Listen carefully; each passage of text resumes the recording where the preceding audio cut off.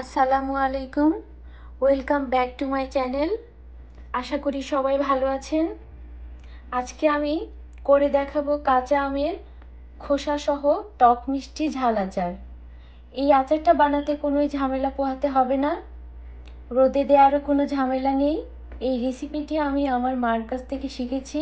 মা মানে আমার শাশুড়ি মা, উনি আচারটি খুব মজা করে বানান। এই আচারটা এতটাই মজা যে একবার খেলে আর দোকান থেকে কিনে খাবেন না। চলুন দর্শক, এখন মূল রেসিপিতে যাওয়া যাক। দর্শক, আমাদের এখানে এই বড় সাইজের আমগুলোই পাওয়া যায়। সবসময় পাওয়া যায় না, হঠাৎ মাঝে মাঝে পাওয়া যায়। তো আমি কিছু আম কিনে এনেছিলাম এখানে বাঙালি স্টোর থেকে। এগুলো আমি এখন ছোট টুকরো করে কেটে নিব।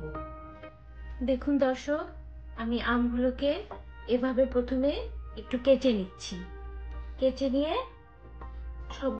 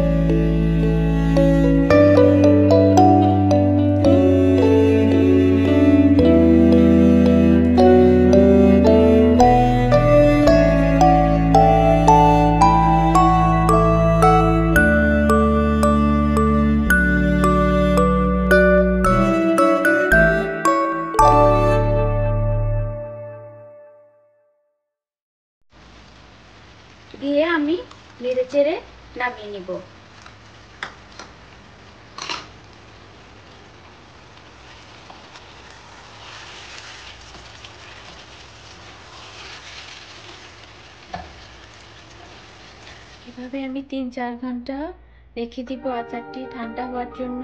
ঠান্ডা হলে এরকম একটি কাচের বয়ামে আমি আচারগুলো ভরে নিব। দর্শক, আপনাদেরকে বলে রাখছি, এভাবে আচার রান্না করলে অনেক দিন রেখে খাওয়া যাবে, নষ্ট হবে না। আচারের নাম শুনলেই জিভে জল আসে। এই আচারটি ঠিক সেরকম রান্না করে খেয়ে দেখুন। আপনাদের কাছে যদি ভালো লেগে থাকে আমাকে কমেন্ট করে কমেন্ট বক্সে জানাবেন।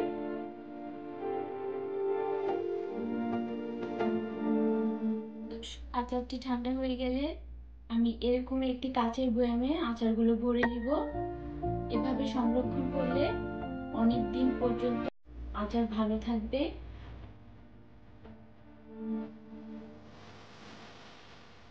রেসিপিটি যদি ভালো লাগে অবশ্যই লাইক দিবেন, আর আমার পরবর্তী রেসিপিগুলো দেখার জন্য আমার ভিডিওটি সাবস্ক্রাইব করবেন। আপনারা আমার জন্য দোয়া করবেন। ভালো থাকবেন। আল্লাহ হাফেজ।